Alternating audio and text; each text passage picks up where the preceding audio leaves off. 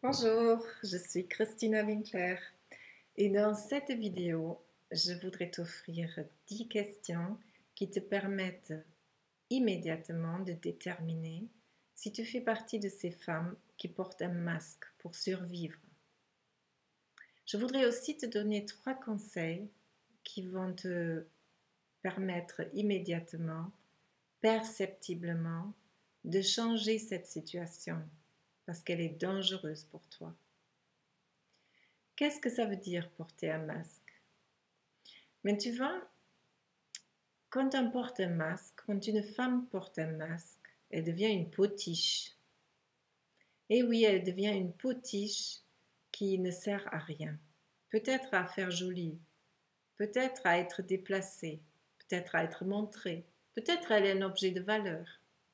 N'empêche qu'elle est un objet.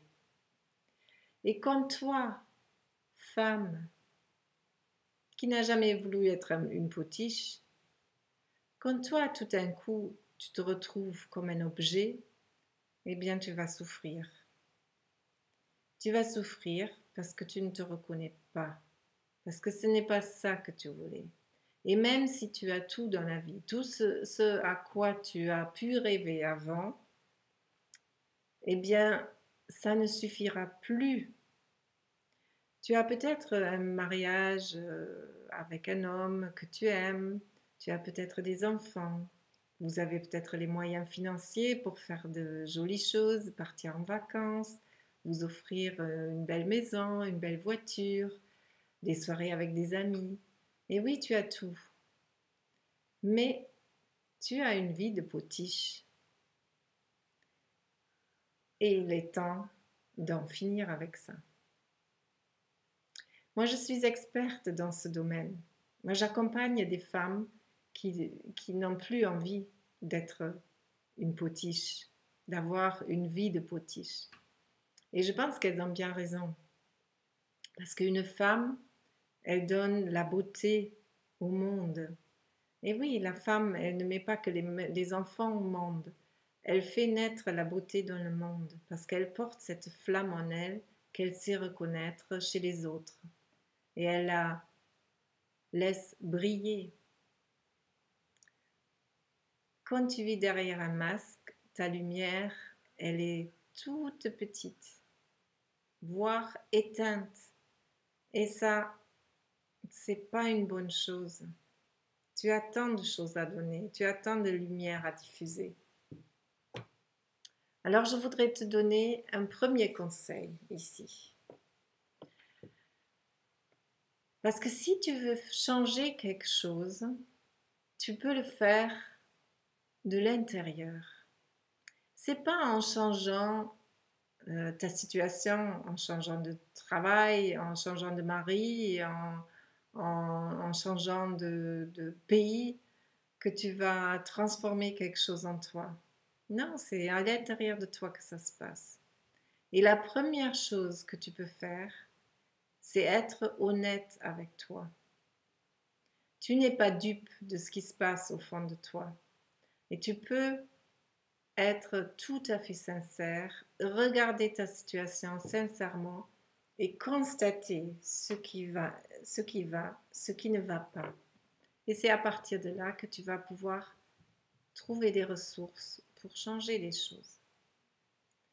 Alors pour ça, pour t'aider dans cette démarche qui n'est pas toujours si facile que ça, je t'ai préparé quelques questions. Je t'ai préparé 10 questions, comme je te disais.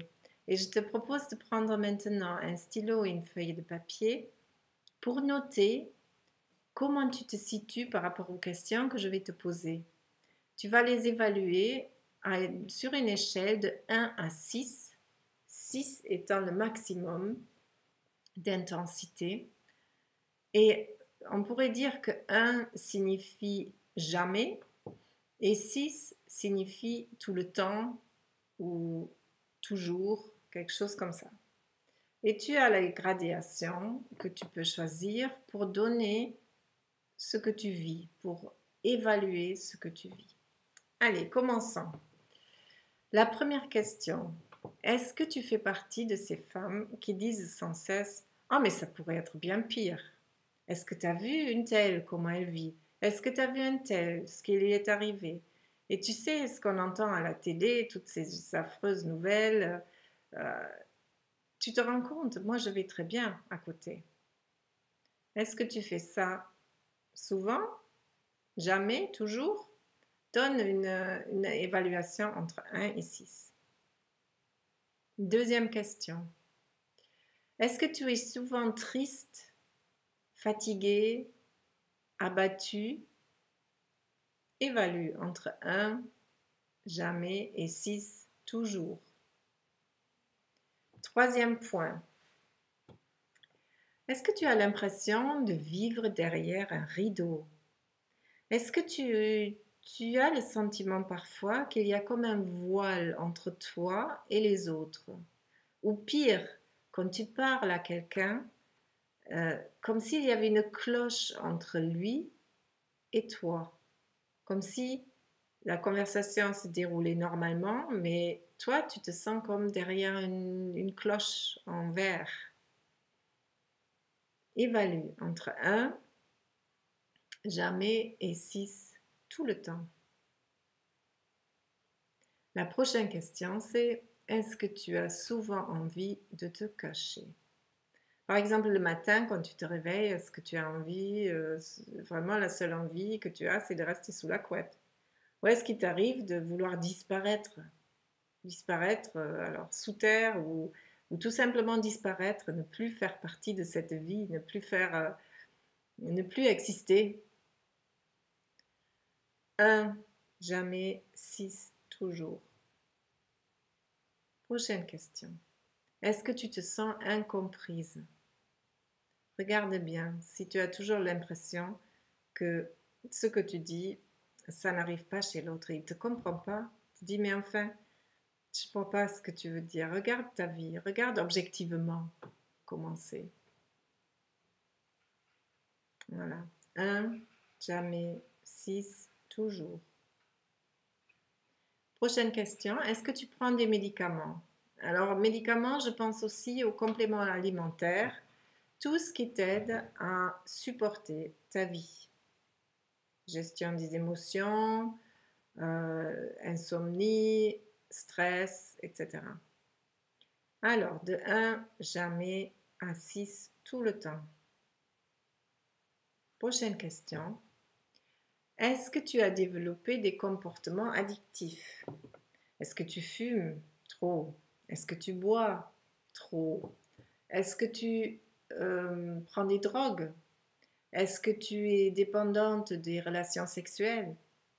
Est-ce que tu as un comportement alimentaire complètement détraqué? 1, jamais, 6, toujours.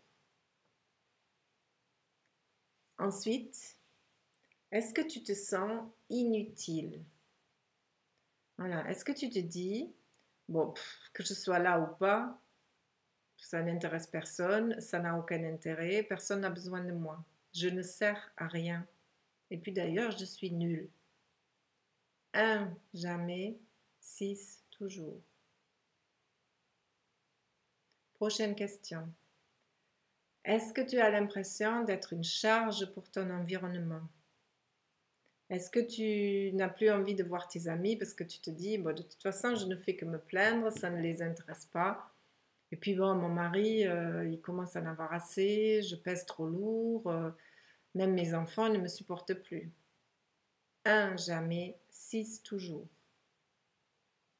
Dernière question. Est-ce que tu te sens prisonnière?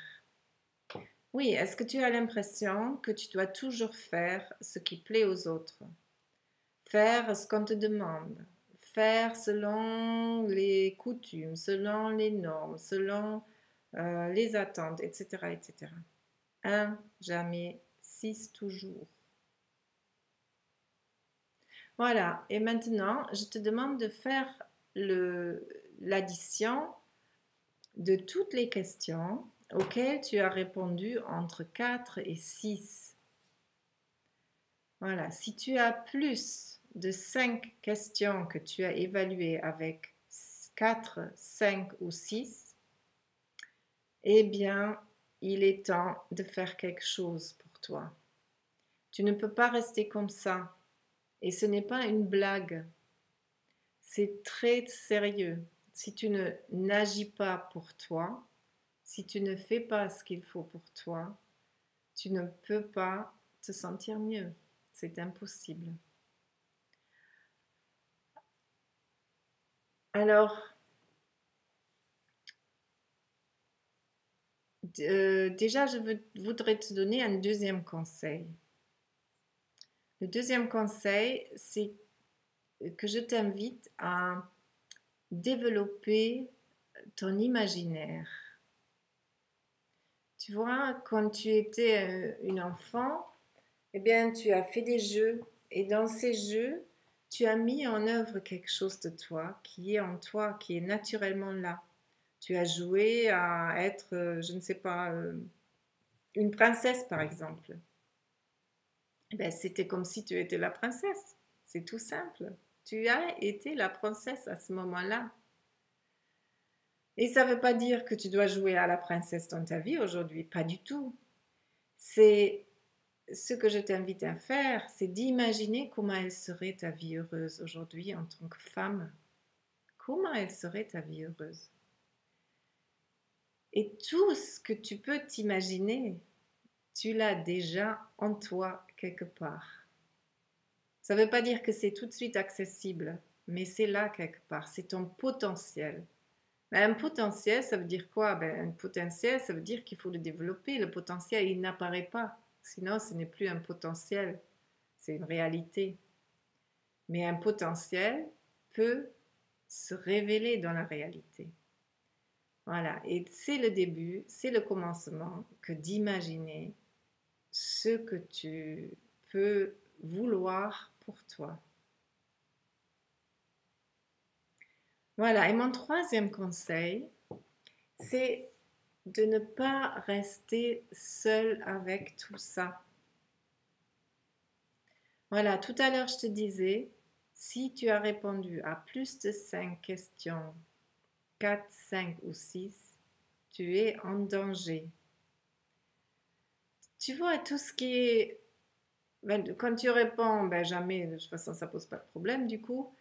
Euh, si tu réponds avec 2 ou 3, tu peux aller voir une amie, tu peux parler avec un groupe d'amis ou peut-être prendre un conseil auprès d'autres personnes qui partagent le même type de problème. Tu peux en parler à ta mère ou avec ton compagnon. On peut te prendre dans les bras, on peut te rassurer. Tout ça, ça va t'aider. Et parfois, ça permet de passer à autre chose. Et c'est très précieux. Ça, c'est à cultiver absolument. Et à la fois, quand c'est plus fort que ça, ton entourage, il ne peut plus t'aider. Ça ne suffit plus. Tu as besoin de quelqu'un qui t'accompagne vraiment à aller regarder en profondeur ce qui se passe pour toi et comment tu peux trouver les ressources pour t'en sortir. Voilà, moi je suis experte dans ce domaine. J'accompagne depuis plus de 20 ans des personnes en souffrance. Et pour moi, il est essentiel que toi, en tant que femme, tu retrouves ta lumière, que tu retrouves l'accès à ta luminosité et que tu la laisses se diffuser dans le monde. Le monde en a terriblement besoin de la beauté des femmes, de la beauté intérieure des femmes. Voilà, donc je t'invite, bien sûr, je t'invite ici à un entretien gratuit avec moi dans lequel tu vas pouvoir savoir comment tu cesses définitivement d'avoir une vie de potiche. Voilà, tu n'es pas une potiche, tu es une femme digne et belle. Voilà, je voudrais que tu sois heureuse et je voudrais que tu sois heureuse et aimée parce que tu es heureuse. Voilà quel est mon but pour toi. Et pour ça, donc, tu es la bienvenue pour un entretien entièrement gratuit où je vais te dire comment je peux t'aider ou si je peux t'aider. Voilà, sois la bienvenue, inscris-toi ici Et puis, je t'attends avec plaisir.